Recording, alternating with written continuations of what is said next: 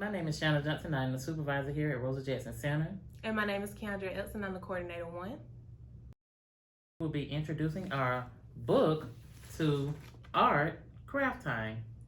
Okay, today we're reading Cloudy with a Chance of Meatballs. Written by Judy Barrett and drawn by Ron Barrett.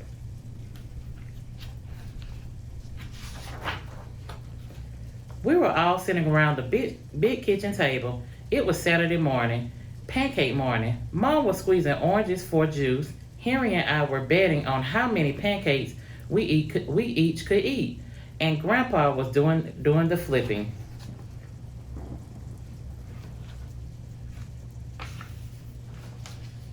Seconds later, something flew through the air, headed towards the kitchen ceiling, and landed right on Henry. After we realized that the flying object was only a pancake, we all laughed, even Grandpa. Breakfast continued quite uneventfully. All the other pancakes landed in the pan, and all of them were eaten, even the one that landed on Henry.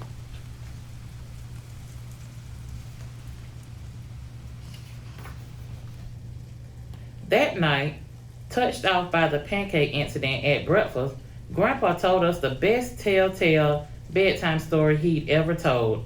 Across an ocean, over lots of huge bumpy mountains, across 3 hot deserts and 1 smaller ocean, there lay the tiny town of Chew and Swallow.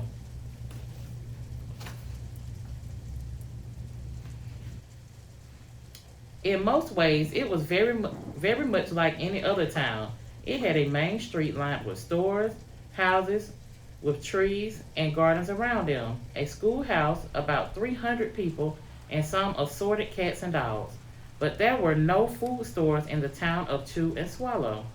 They didn't need any. The sky supplied all the food they could possibly want. The only thing that was really different about Chew and Swallow was its weather. It came 3 times a day, at breakfast, lunch, and dinner. Everything that everyone ate came from the sky.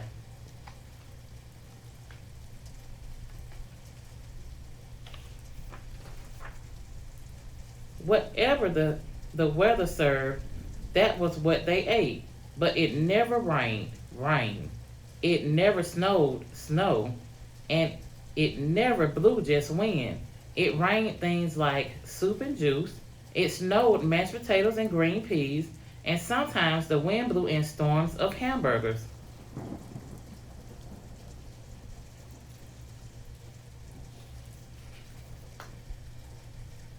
The people could watch the weather report on television in the morning, and they would even hear a prediction for the next day's food. When the townspeople went outside, they carried their plates, cups, glasses, forks, spoons, knives, and napkins with them. That way they would always be prepared for any kind of weather. If there were leftovers, and there usually were, the people took them home and put them in their refrigerators in case they got hungry in between meals.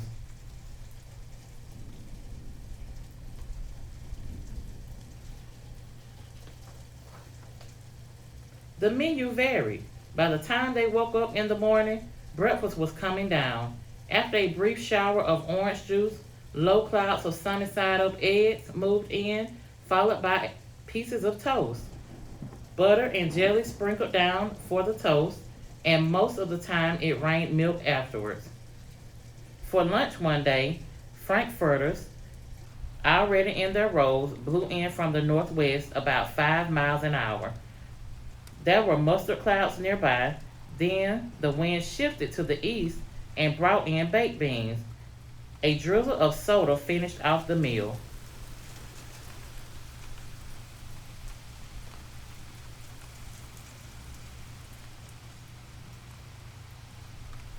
Dinner one night consisted of lamb chops, becoming heavy at times, with occasional ketchup.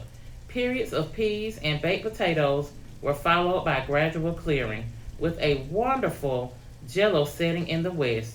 The sanitation department of Chew and Swallow had a rather unusual job for a sanitation department. It had to remove the food that fell on the houses and sidewalks and lawns. The workers cleaned things up after every meal and fed all the dogs and cats. Then they emptied some of it into the surrounding oceans for the fish and turtles and whales to eat. The rest of the food was put back into the earth so that the soil would be richer for the people's flower gardens.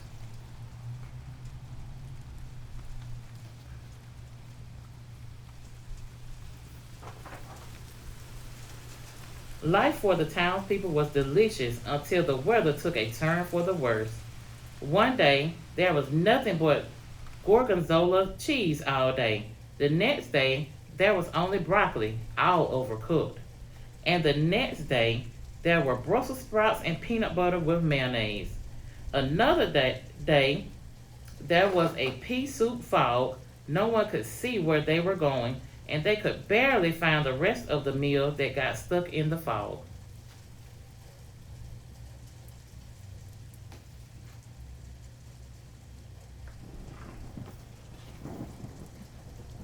The food was getting larger and larger, and so were the portions. The people were getting frightened. Violent storms blew up frequently. Awful things were happening. On Tuesday, there was a hurricane of bread and rolls all day long and into the night. There were soft rolls and hard rolls, some with seeds, some without. There was white bread and rye and whole wheat toast. Most of it was larger than they had ever seen bread and rolls before. It was a terrible day. Everyone had to stay indoors. Roofs were damaged, and the sanitation department was beside itself. The mess took the workers 4 days to clean up, and the seawalls was full of floating rolls. To help out, the people piled up as much bread as they could into their backyards. The birds picked at it a bit, but it just stayed there and got staler and staler. There was a storm of pancakes one morning and a downpour of maple syrup that nearly flooded the town. A huge pancake covered the school. No one could get it off because of its weight, so they had to close the school.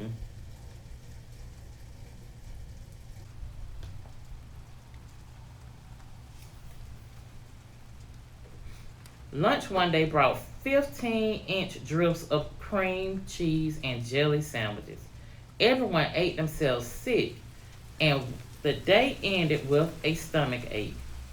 There was an awful salt and pepper wind accompanied by an even worse tomato tornado. People were sneezing themselves silly and running to avoid the tomatoes. The town was a mess. There were seeds and pulp everywhere.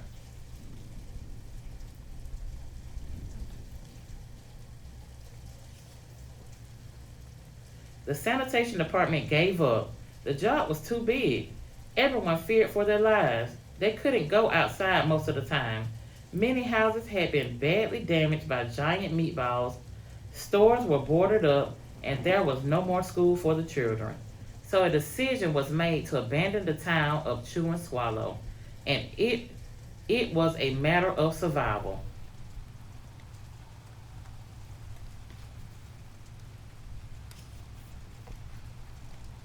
The people glued together the giant pieces of stale bread sandwich style with peanut butter, took the absolute necessities with them, and set sail on their rafts for a new land.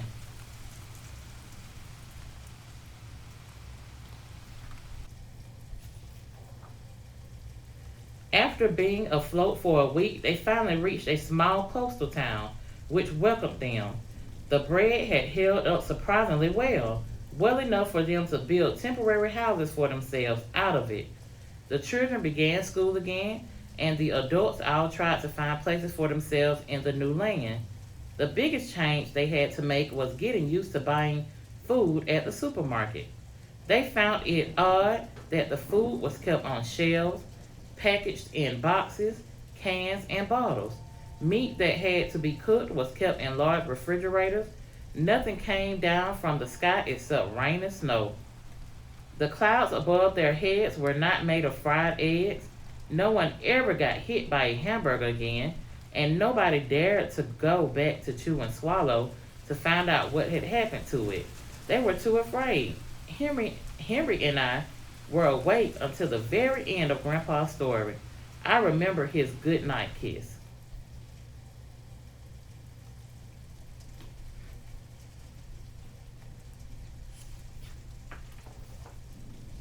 The next morning, we woke up to see snow falling outside our window. We ran downstairs for breakfast and ate it a little faster than usual so we could go sledding with Grandpa.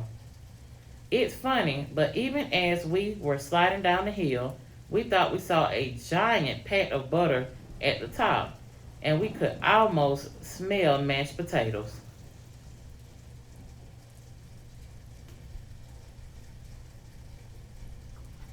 The end. Hey guys, I hope you enjoyed that story time. It was very wonderful. So, what do you think about the book? Did you like it? Did you not like it? And if you have the movie series, you can go ahead and watch that as well. So now we're going to jump into our arts and crafts. And today we're going to create our very own Cloudy with a Chance of your favorite cereal. Here are a list of materials that you will need to create your own project.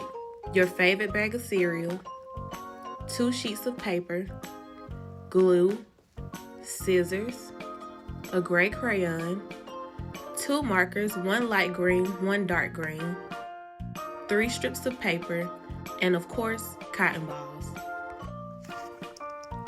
For this first step, you will take your gray crayon and you're going to color all over the page in a diagonal form.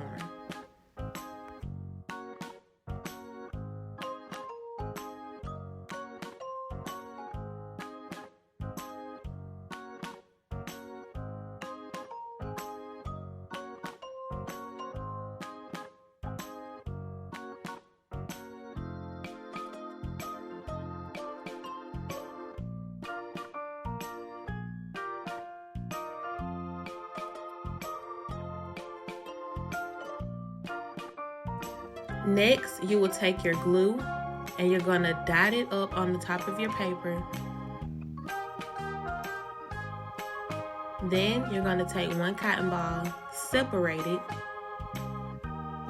and you will place it on that spot. And you will continue to do this until you're about halfway on the page.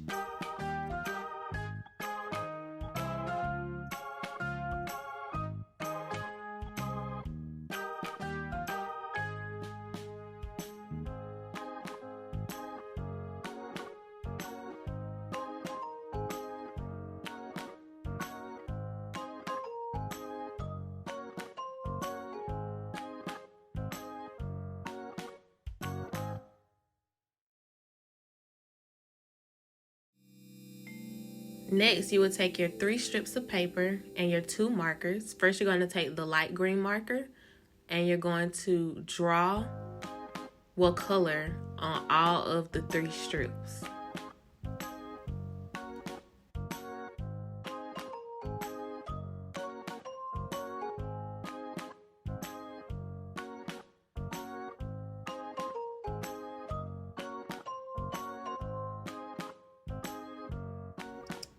On those same green slips that you drew the light green on, you're going to take the dark green and color over it.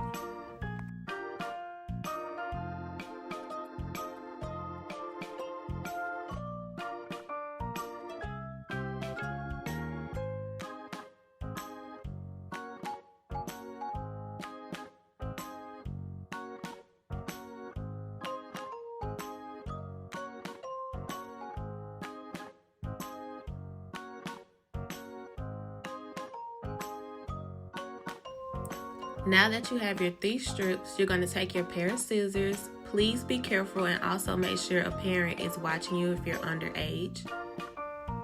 And then you're going to cut your slips of paper about halfway, and you're making our blades of grass.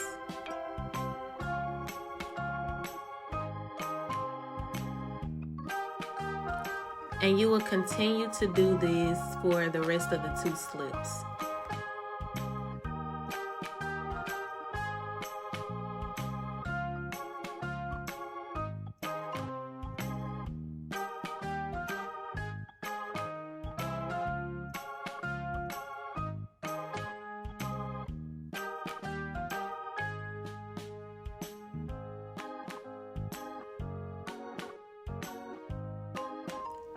Also, if you accidentally cut your paper in half like I did, it's okay. You just take your pieces and use them as well.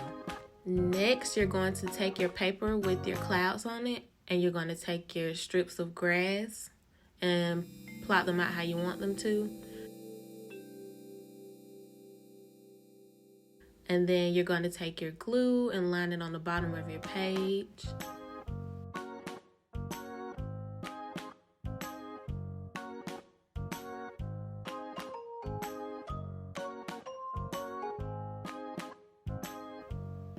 And then you're going to put your strip of grass on that glue line.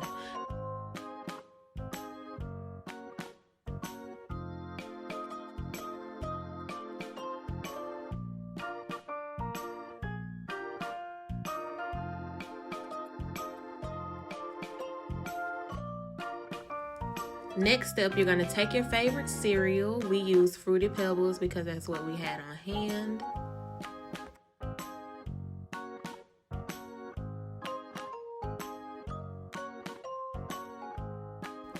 Now you're going to take your glue and dot it in different spots.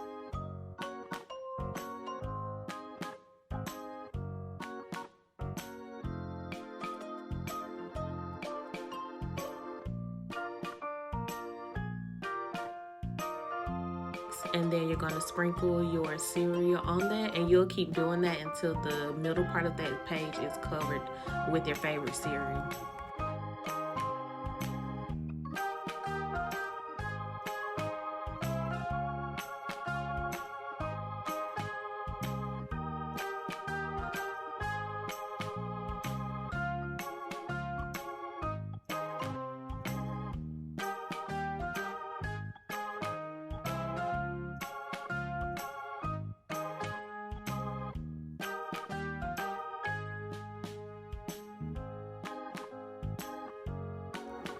Next, you're going to focus on putting certain spots where you want to put cereal at on the grass to create a water drop effect, since it is raining food.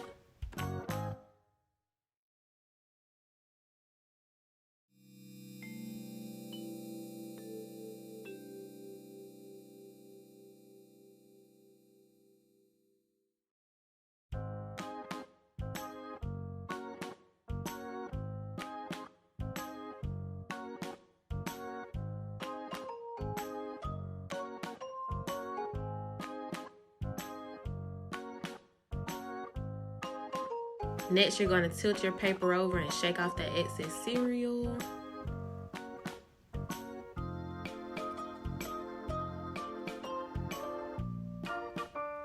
And then you can go in, if you see some spots you want to add more, you can add more to spice it up a little bit.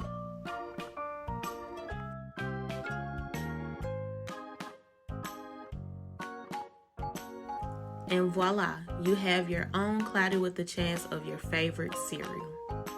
Thank you guys for watching, and we'll see you in our next virtual series.